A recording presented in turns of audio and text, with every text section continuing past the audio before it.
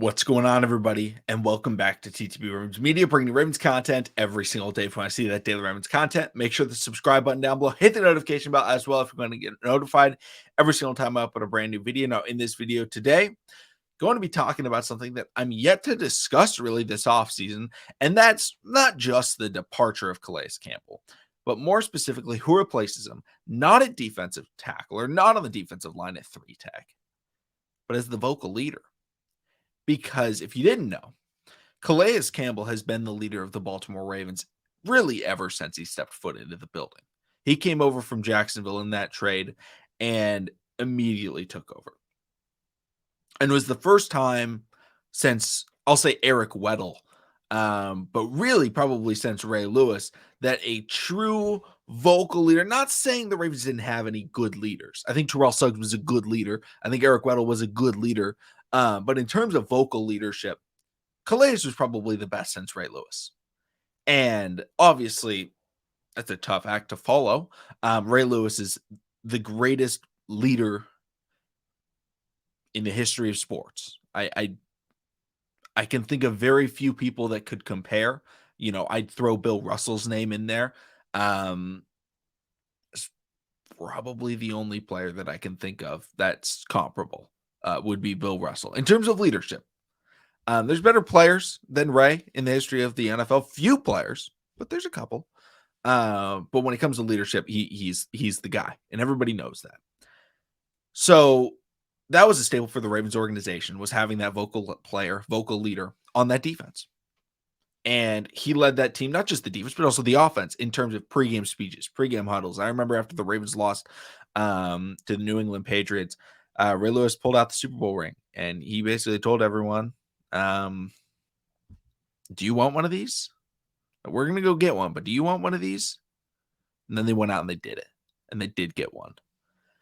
But now the Ravens organization has lost their quote unquote Ray Lewis and Calais Campbell, the veteran leader that was vocal and, you know, really great. And the other veterans that had also been vocal, you know, Justin Houston, I think, is the big one. Chuck Clark as well, are all gone. Marcus Peters currently also is an unknown as to whether or not he will return. He's currently a free agent, so he's not in the organization whatsoever. So who on this Ravens team is going to step up? And I'm going to name a couple of players that I think have the best chance and the pros and cons of them doing it. And the first one is Lamar Jackson. Obviously, the quarterback, whenever you draft a quarterback, you draft him hoping he can become that vocal leader. It's not required whatsoever. It's not required. You can have, you know, Joe Flacco wasn't the leader of the Ravens. It was Ray Lewis. So I'm not saying it can't work, but Lamar Jackson is the guy that excites everybody. His play on the field motivates everyone. He makes those big plays, and we've seen him in the huddle. He's been good in terms of leadership. He has not been bad whatsoever. I'm not saying Lamar Jackson hasn't been a leader. He has been a leader, but has he been the leader? That's the real question, because, you know, whenever he goes out there and, you know, if he has a turnover, he tells everybody, he's like, guys, I got you. Let's do this. And, you know, he's talking to the defense as well. It's not just him talking to his wide receivers. It's not just him talking to the O-line. He talks to the defense. Hey, guys, you know, we got to go get ourselves a turnover. We got to get this ball back. And, you know, he makes a mistake. He doesn't apologize to the offense. He apologizes to the defense. And he goes out there. He's like, I'm sorry, guys. I'll get you this next one. We're going to score so we don't have to put so much on your back. Again, that's showing good leadership right there. But in my opinion, I believe Lamar Jackson's leadership is best in terms of on the field. I think his play inspires and drives people. I don't necessarily think he needs to tell people, hey, go be great. Why? Because they watch him be great. And you always want to have a leader that leads by example. And I think Lamar Jackson is the lead by example leader. Okay, that's my expectation of him. Everybody watches him. Everybody's eyes are glued to him at all times, whether he's on the sideline or he's on the field. They're looking at Lamar. But I don't think that means that he has to be the vocal leader every game, pregame speech. I don't think that's him. I think he's someone that is going to be a little bit quiet, you know, in the pregame. Not as a bad thing. Again, I'm not trying to say this is a bad thing. He's going to be quiet. He's going to be like, let's get to work. Because some people are just quiet and they just show, and everyone knows they're locked in. Everyone knows Lamar Jackson's locked in. And they follow suit. The next guy I'll nominate is the defensive, I think, lead by doing, right? And that's Marlon Humphrey. I think Marlon's been there the longest in terms of players on that defense. Yeah, I think he actually has been there the longest. I was just saying that in terms of starters, but Brent Urban, I guess, has been there for a longer period of time, but he took a stint where he wasn't on the team anymore. So Marlon Humphrey's been there the longest, and he's been excellent since his rookie year, and he is vocal, right? He is somebody that is yelling. I don't know if vocal, he's a yeller. I think that's a better way of describing Marlon Humphrey is he yells and he excites people. And I think he's very similar to Lamar Jackson in the fact that he is going to get people to play hard, not play reckless, but play fearless, and get them to play physical because that's what he does at the cornerback position. I think he sets the tone for the entire defense. Marlon Humphrey does when they go up against a good wide receiver and he's trash talking them and he's pressing them and he's getting in their face and he's going on those blitzes and getting after the quarterback. He's forcing those fumbles. That sets the tone. And yes, he's vocal, but he's not necessarily talking to everybody, right? He talks to everybody, but not in the sense of, a Ray Lewis, a Calais Campbell. I think there's a little bit of a difference right there. And maybe he could take that jump. But I wanted to finish off with my prediction, nomination, whatever you want to say. The expectation is I think it's going to be Roquan Smith. And Roquan Smith's leadership is maybe his best attribute, which is saying a lot because he's a very, very good football player. But ever since he stepped into the building, right? Everyone's talked about it. Not just players, not just coaches. Ravens staff, right? There's stories about him, day one introducing himself to the cooks or the chefs, introducing himself to every trainer, making sure he knows their name. And that is something that a leader does. And he is making sure that he's not just going there to play football. He's going there to make everybody around him not just play better, but be better. Right? He wants to know everybody. He wants to know not just about their football play, he wants to know about them.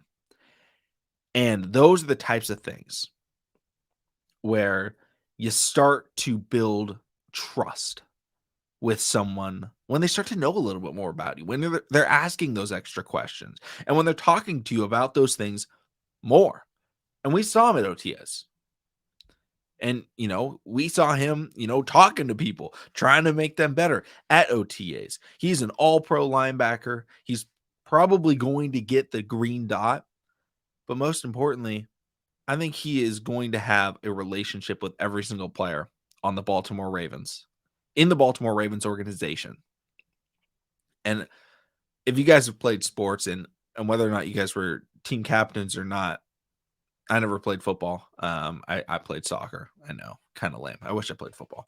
But the biggest thing was, okay, do you know him? It's weird sitting in that huddle and someone is giving a pregame speech and you're like, yeah, you know him. Obviously, you know his name. You say hi to each other. But when it's your best friend, when it's the guy that you're going to fight for no matter what, it hits harder. Those speeches, those motivations, they just get a lot more out of you. And I think Roquan Smith is the type of guy that is not just going to build, but is already building and has some of those relationships already to where people have that trust. So when he's sitting there giving a pregame speech, talking to players on the sideline, it's not just, oh, it's one of the best players. It's Roquan. Like, this is my guy. This is my, no pun intended with the Georgia Bulldog, but this is my dog. Like, I'm going to listen to him. And I'm going to fully believe him. I'm going to trust him because I know not only is he going to get it done on the field, he gets it done off the field. And I think he has that relationship. And I think that is a characteristic that very few people have, not just in sports, just overall. You guys know it. If you guys ever had a boss, right? I'm sure many of you do. If your boss knows about you and talks with you, not just about work, but just talks with you, and he asks you to do something, or he comes over, you're like excited. You're like, hey, what's up, man? How's it going? Right? And maybe you talk about your kids, or you're talking about, what you're doing after work. And he's like, that's awesome. And if he asks you to do something extra, you may be like, yeah, sure. Like, no problem. I got you. I'll help you out. Why? Because you have that relationship. You have that trust. You know that you are going to be able to, rely on him. That's the Roquan relationship. Whereas if the other manager that only talks to you about work comes over to you and is like, hey, can you do this? You're like, nah, like, I don't want to do that. Or maybe you'll do it, but you're not going to do it with as much, you're not going to try.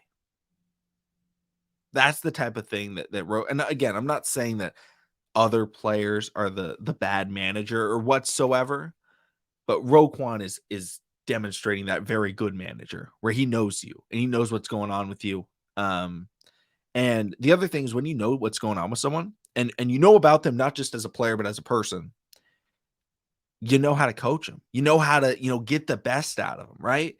Some people respond very well to criticism, right? Man, you gotta be better, right? You gotta make that play.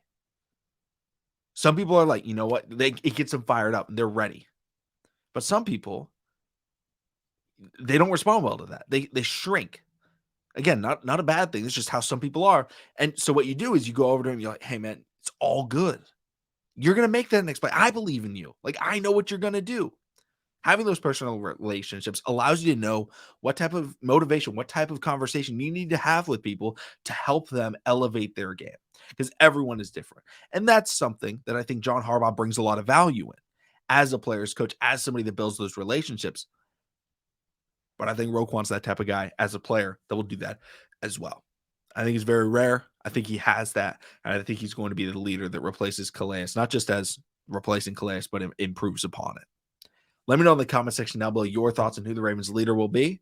My prediction is Roquan Smith. Thank you, everybody, for watching. Subscribe for daily Ravens content, and I'll see all of you again tomorrow.